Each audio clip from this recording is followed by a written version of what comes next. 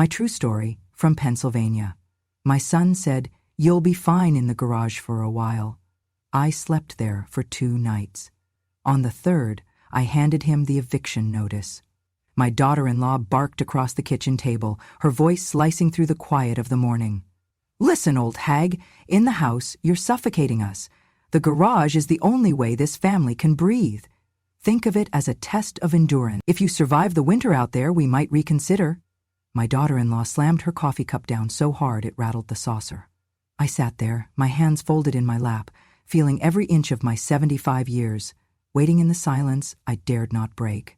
I had been a court secretary for 47 years, organized, respected, known for my careful satchels of case files and my deep, unwavering voice in the chambers. After a mild stroke 3 months ago, I could not walk the lines any longer.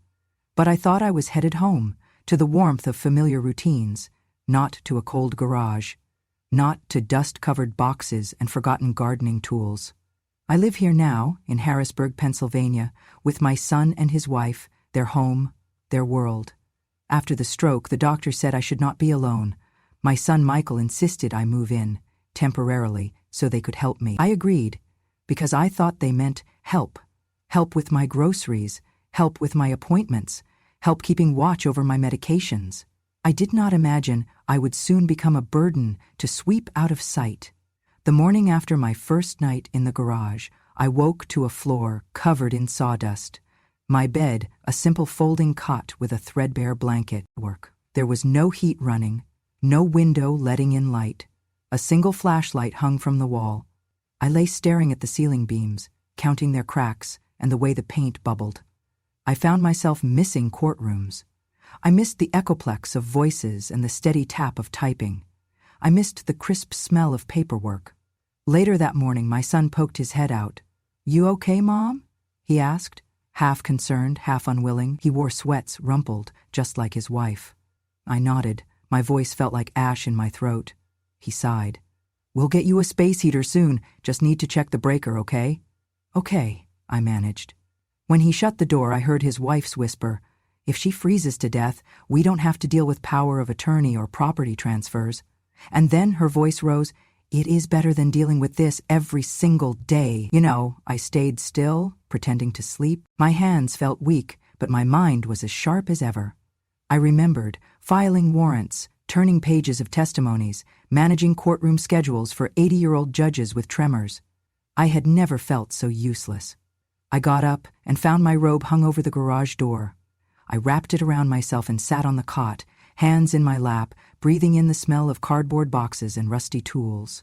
I wondered what they used me for before. Had I become a reminder of aging and dependence?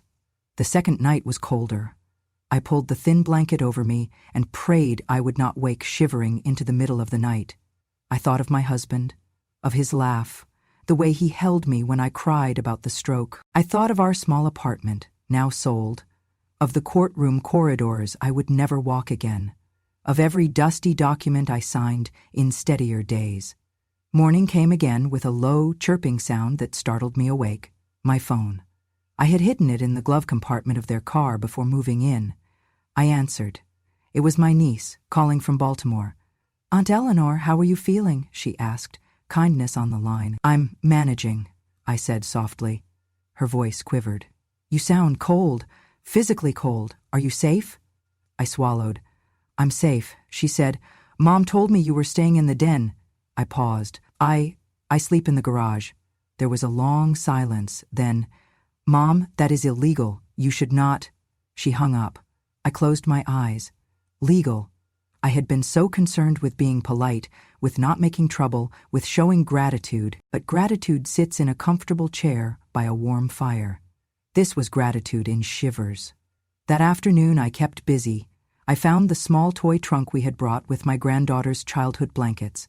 I lined my cot with one of them. I folded the blanket neatly and placed it next to me.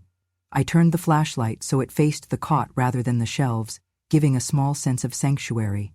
But the truth was, I was not welcome, not safe, not at home. That evening, I heard them through the wall vent. Michael's cringe of frustration burned through me. "I can't believe she's still alive," he said. "Are you hearing that?" his wife replied, softly but audibly. Better alive than with power of attorney to sign, taxes to file, emotional breakdowns of our own? You aren't ready, he said. We have to wait till the lawyer says she's incompetent. I pressed my ear to the vent. Competent. That word, they were preparing paperwork while I lay freezing because they had the money and they wanted control. I curled onto my side, eyes closed, tears pooling in the shadows. This wasn't grace. It was judgment. This wasn't family. It was a cold calculation. I prayed that night to not freeze. I prayed my mind would remain intact. I prayed that somewhere someone would see what was happening. I remembered my days at the courthouse, the clack of gavel, the rustle of legal briefs, the authority in my hands. I still had words. I still had clarity. I still had enough to act. Those 2 nights in the garage were a trial of endurance. They wanted silence. They thought I would disappear behind dust and shadows. But I learned something vital. Survival doesn't mean you have to stay silent, and endurance doesn't have to be compliance.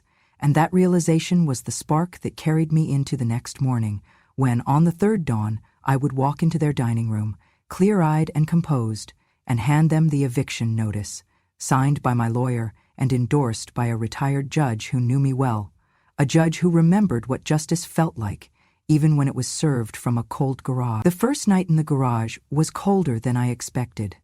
I had layered on every sweater I could find, pulled the rough blanket tight across my shoulders, and tried to ignore the draft seeping under the door that connected the garage to the main house. Every sound outside, the rustle of leaves, the distant hum of traffic, seemed magnified through the walls. My bones ached from the cot's metal bar pressing against my spine. I curled into myself like a wounded animal, waiting for the night to pass. But it wasn't just the cold that kept me awake. It was the memories. I thought about Michael as a boy, his wide eyes when I packed his lunch, the way he used to hug me after every spelling bee, even the ones he didn't win. I remembered working double shifts, typing court records until my fingers were numb so he could have new shoes and piano lessons. I remembered scraping together money for his college tuition when his father's pension ran out, sacrificing my own vacation so he could study finance in a university 3 states away. And now, here I was, shivering in his garage like a forgotten piece of furniture. The next morning I sat on the edge of the cot, my knees stiff, my breath visible in the air. I poured a little water from the thermos they'd left me, lukewarm, barely enough to soothe the tightness in my chest. There was a bowl of rice porridge on a tray beside it. Cold, no spoon. I used a plastic fork from my purse.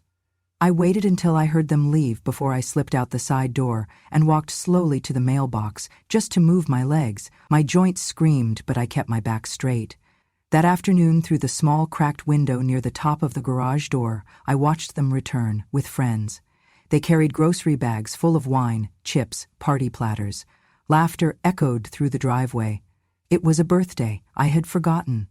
Michael's wife turned 42 that day. From the garage I watched them gather in the living room. Through the curtain gap I saw them pop champagne. Someone brought out a cake. A banner was taped across the wall. "Happy birthday, Rachel," it read in gold. No one came to the garage to check on me. No one brought me a slice. That night I coughed until my throat stung. I tried not to make noise. I wiped the blood with my sleeve, then tucked the cloth under the mattress so no one would see. I did not knock. They had made it clear. I was not to interrupt their family life. Around midnight, I heard footsteps on the back porch. The walls in the garage were thin near the water heater. I pressed my ear to the spot and held my breath. It was Michael, talking to someone on the phone. His voice was low but sharp. "She's still here, yeah. I thought she'd last 2 days tops." Pause. "No, we can't move forward until we have proof she's not competent. The lawyer said once we get 2 more medical reviews we can apply for full guardianship." Another pause. "She won't sign anything. She just sits in there like a ghost." And then a chuckle. "I swear, Mom's tougher than she looks, but if she slips, even once, forgetfulness, confusion, we can file." I stepped back from the wall. My stomach turned. Guardianship. That's what this was about. They weren't just cruel, they were calculated. They wanted control of my medical choices, my finances, my remaining assets, and they were waiting for me to crack, to cry, to forget. to falter. They had mistaken my silence for surrender. It was a mistake. I sat back on the cot, hands trembling, not from fear, but from fury. I wrapped the blanket tighter and closed my eyes. But I wasn't resting, I was remembering. By the time morning broke, I had a plan. Not revenge, not anger, just truth. Truth, delivered with the same precision I once used to prepare court documents, with the same voice I once used to announce, "All rise" in a courtroom. They thought 2 nights in the cold would make me weak, but they had no idea who raised that roof they were drinking under.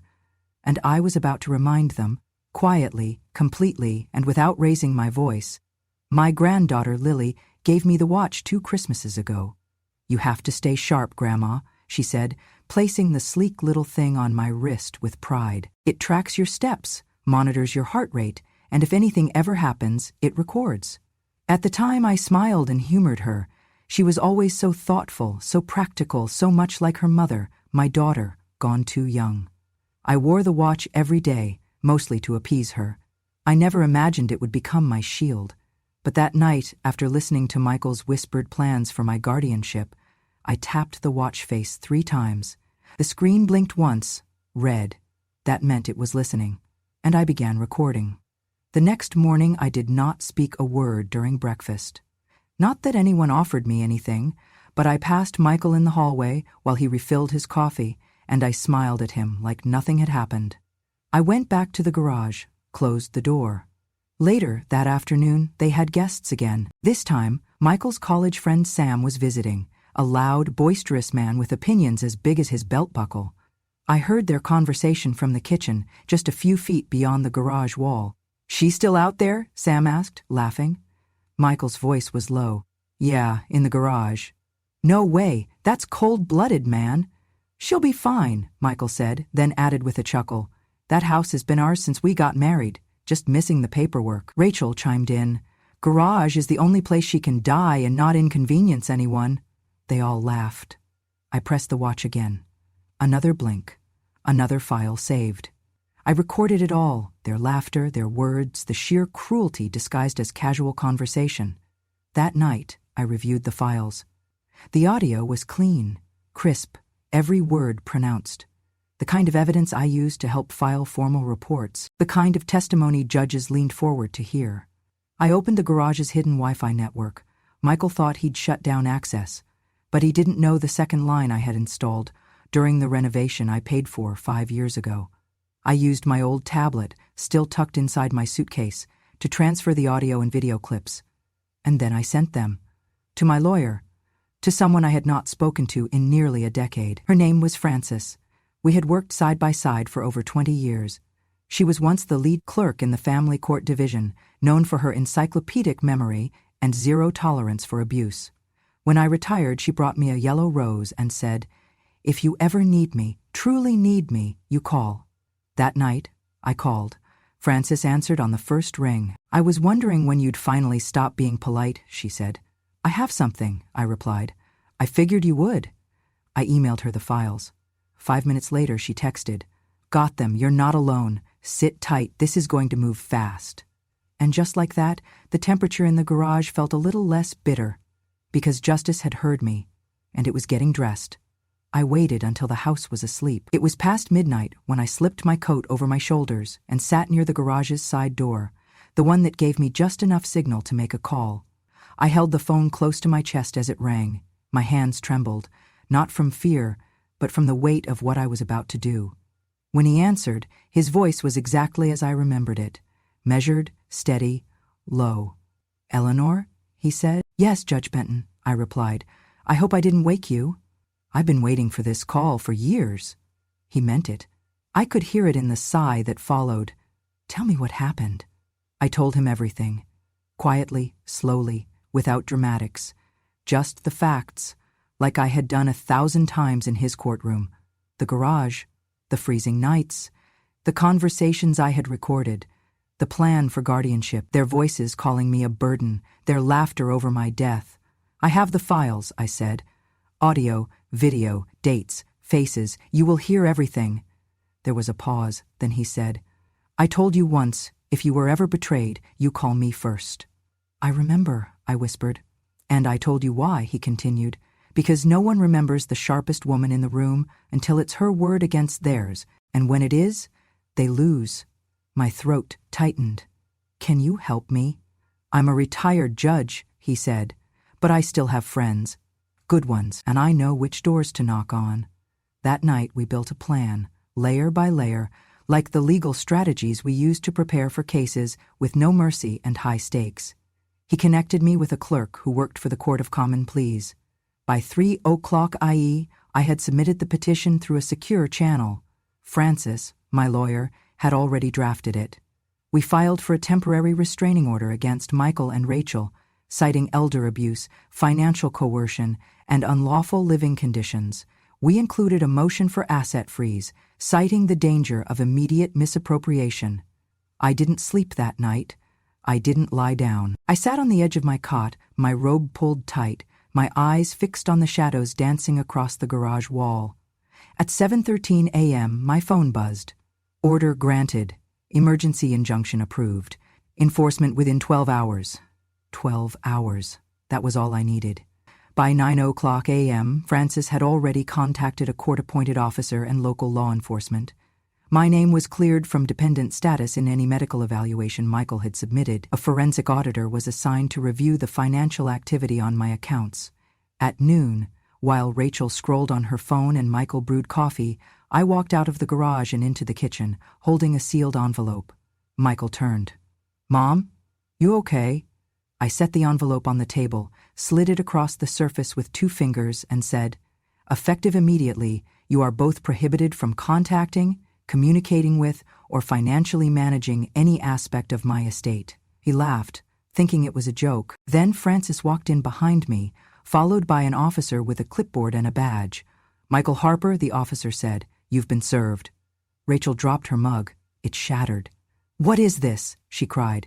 "Restraining order," Francis answered, "and notice of financial investigation." Michael paled. "You can't be serious." I met his eyes. "You put me in a garage to die. You laughed about it. You planned to take everything while pretending it was care." He started to speak, but the officer raised a hand. "You are advised not to speak further. This is now a legal matter." And just like that, the house I helped pay for was no longer theirs to manipulate. The woman they tried to bury had returned, carrying proof, protected by the very system I once served. And this time, the gavel was in my hand. On the morning of the 3rd day, I did not shake. I had not slept much the night before, not from fear, but from a readiness so sharp it kept me alert, like I was back at the court steps at 6:45 a.m., reviewing case files in the biting winter wind with a black coffee in hand. The kind of readiness that comes not from rage, but from clarity.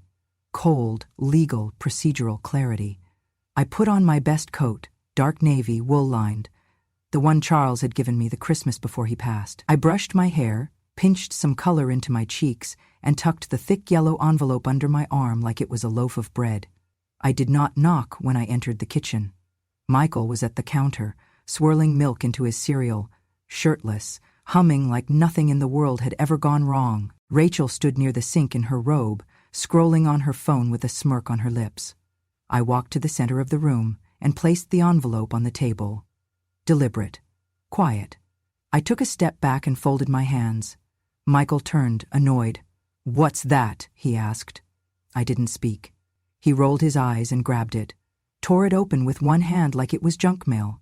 Then he froze. His eyes scanned the header, the court stamp, the black type, notice of legal complaint filed, elder abuse, financial coercion and neglect. Plaintiff, Eleanor May Harper, defendant. Michael Stephen Harper. Rachel looked up, her fingers paused mid-screen. "What is this?" she asked sharply. Michael gave a bitter laugh. "You filed a lawsuit? Against your own son?" "I filed a truth," I said calmly. "You made the garage my home. You made your ambition more important than my well-being, and now I've made the law my witness." He slammed the paper down. "You can't be serious." "I am," I said, "and so is the judge who signed the order." "This is garbage," he snapped. "It won't hold." Rachel grabbed the packet. Her eyes widened.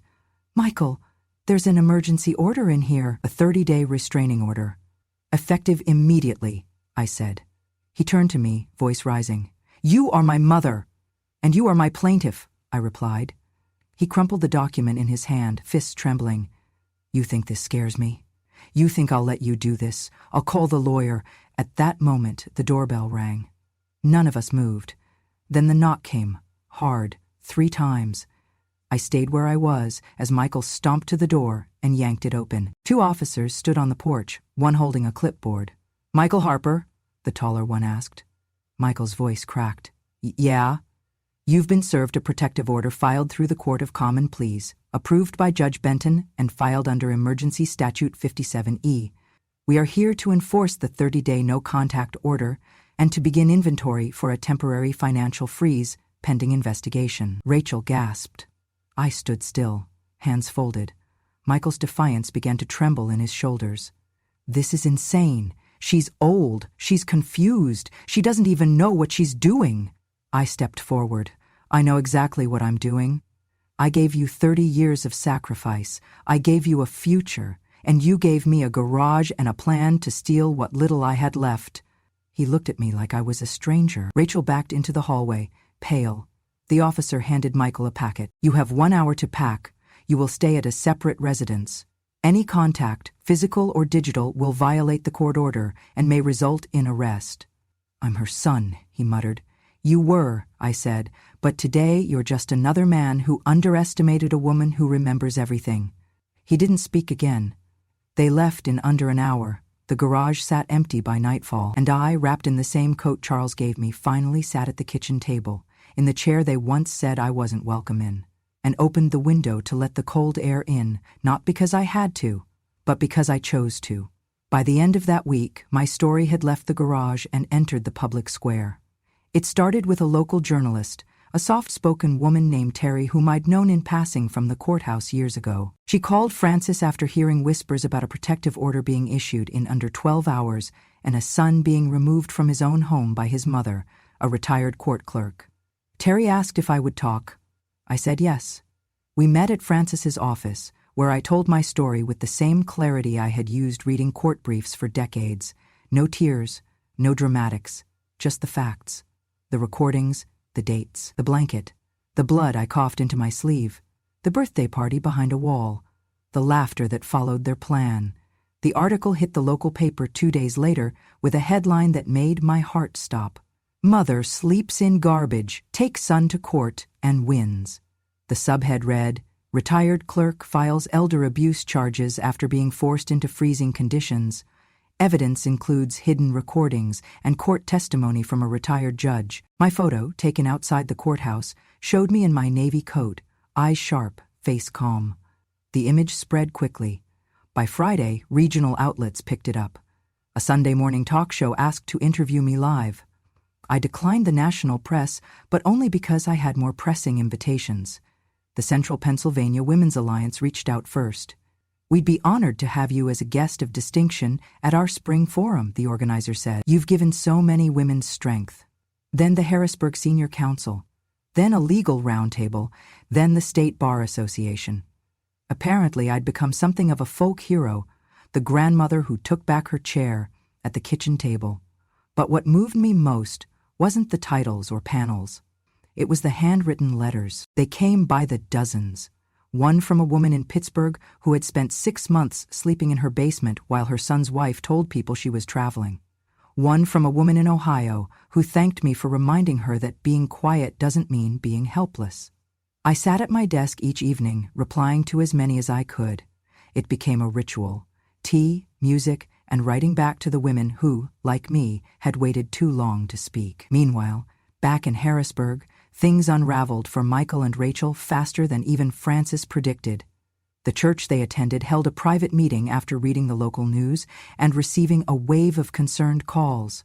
Michael, once the chairman of their community board, was quietly removed from his leadership position. He violated the moral trust we expect of our stewards, their pastor later told me. But the real blow came the following week. An investigator assigned by the state's Department of Aging launched a full review of my case, including the recordings I submitted. As part of the inquiry, Rachel's parental capacity was evaluated, especially after the quote she gave during that recorded conversation, The garage is the only place she can die and not inconvenience anyone. That line appeared in nearly every news story. She argued it was taken out of context, but context didn't save her. The court issued a temporary suspension of her custodial rights to her daughter, my granddaughter. The child was placed with Rachel's sister pending further evaluation. Rachel's screams echoed down the courthouse hallway that morning. I didn't go to watch. I didn't need to. Francis called me after and simply said, "It's done. She's out." There was no satisfaction in seeing a mother lose her child, but there was justice in seeing a woman held accountable for thinking another woman's life was disposable. Later that month, I was asked to speak at a seminar titled Power in Quiet Resistance. I stood at the podium facing an audience of women, some young, some gray-haired, all leaning forward like every word mattered. I began, "I am not loud. I was never the loud one. I took notes. I scheduled hearings. I organized the truth into neat folders and handed it to men who got the credit. But I never forgot how to speak. I just waited for when it mattered. They put me in a garage and called it generosity, but I recorded their cruelty and I gave it to justice. Not for revenge, but because someday another woman might be in a garage with no coat, and I want her to know she is not alone." The crowd rose to their feet. I did not smile wide. I just bowed my head, grateful, grounded, and when I returned home that night, to the little apartment Angela helped me rent, I looked around at the simple walls, the working heater, the soft chair near the window. No velvet, no granite counters, no glitter. Just peace. And power. The kind that does not scream, the kind that never forgets. I now live in a second-floor apartment in a quiet neighborhood on the edge of Mechanicsburg, just 20 minutes from the courthouse I once served, and a world away from the garage I was left to freeze in. It is not grand, just 2 rooms, a small kitchen, a cozy chair by the window, but it is mine, and I did not find it alone. Angela, my granddaughter's daughter, my sharpest thread to hope, found this place for me. She was the one who drove me here the day after the protective order was in force. She brought my suitcase, unpacked my clothes, arranged my few keepsakes on the bookshelf. She brewed my tea before I asked. She was the one who called me Grandma again, without hesitation, as if my title had never been tarnished. "You're safe now," she told me, and for the first time in months, I believed her. Angela comes by 3 nights a week after her nursing shifts. We make soup, we play dominoes, and sometimes we sit in silence. I love that silence. It does not bruise, it heals. After the media storm quieted, I was asked to speak again, this time not at a women's forum or a legal roundtable, but on national television. A Sunday morning news segment called Voices of the Forgotten wanted to feature my case as part of a series on elder abuse and family betrayal. At first I said no. I had said enough. I had won. What more was there to prove?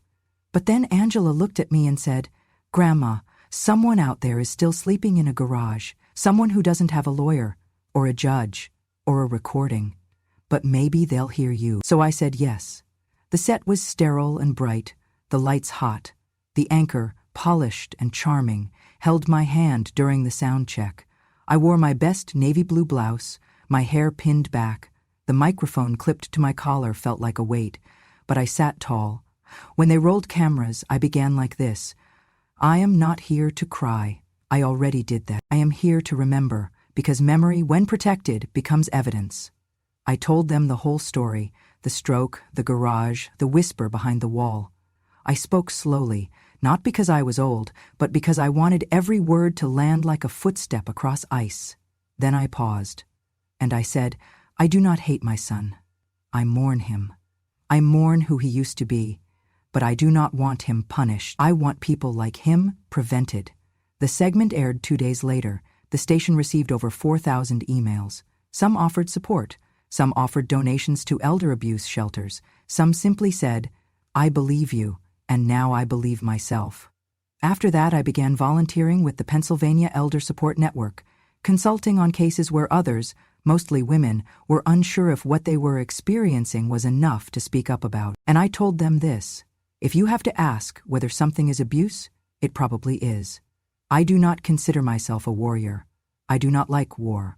But I do believe in defense, in holding a line, in saying, "Not this time." because sometimes the strongest thing a woman can do is not scream, but endure. Remember. And finally, tell.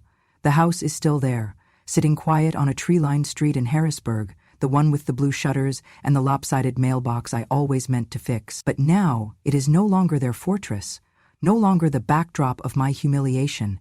It is mine again. After the investigation concluded and the courts ruled in my favor, I regained full legal ownership of the property. Michael and Rachel contested, briefly, but the judge reviewed the original transfer documents, the ones they had tried to manipulate, and ruled them null due to coercion and fraud. My name was reinstated, their names erased. I did not move back in. Instead, I put the house up for rent, not to strangers, but to a young couple with a disabled parent of their own. I met them personally. I saw the way they pushed their mother's wheelchair up the ramp. I heard how gently they spoke to her, how they asked about her comfort before their own. I knew they were the right tenants. Every dollar of rent goes into a fund I created, Justice in Silence. It is not a large organization, yet, but its mission is simple: to provide emergency legal and emotional support for elderly individuals experiencing quiet abuse from their own families. Not the kind that leaves bruises, the kind that leaves someone sleeping in a garage with no one to notice. I work with lawyers, social workers, and volunteers. We take calls, we offer consultations. We listen to stories that sound like mine, and we tell those women, those men, you are not alone. And no, you are not crazy. To launch the foundation, we recorded a short video. They brought a camera crew to my apartment, set up a single light, a microphone, and asked me to speak freely. I looked straight into the lens and said, they thought I was just a little old woman who didn't understand what was happening. But I do. I understand contracts, I understand silence, I understand the law, because I wrote it, filed it, enforced it for 47 years.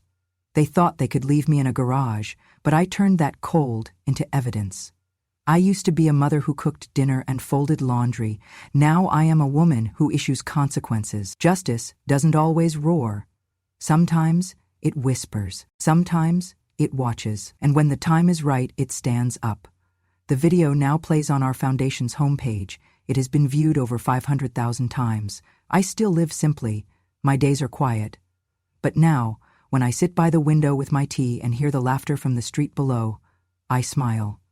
Because this isn't the story of how I was mistreated, it is the story of how I remembered who I was, and became the judge of my own ending. After everything, after the restraining orders, the interviews, the foundation launches, I began writing letters, not to lawyers, not to reporters, to them, to Michael, to Rachel, and most of all, to my granddaughter. I had no illusions. I did not write out of sentiment. I wrote because there were things that needed to be said, clearly, calmly, permanently. The letter to Michael was 3 pages long, typed, signed, delivered by certified mail. I began it simply. You stopped calling me Mom long before the garage. I reminded him of the summer I worked overtime to buy his first suit for debate team, of how I learned to drive again at age 60, just to take him to his college interviews when his father was in the hospital. I reminded him that I never once asked him for repayment, only for respect. Then I wrote, when you placed me in the garage, you did not just fail as a son. You failed as a man entrusted with memory. You forgot who held your fevered body through nights of croup and despair, and that forgetting, more than the cruelty, is what condemned you. I ended the letter, without hate, but without forgiveness. You may repair your life, but not through my silence. You lost the right to that. The letter to Rachel was shorter. You laughed about where I might die. I hope you remember that sound every time your daughter asks where her grandmother went. No more, no less. The hardest letter to write was to my granddaughter.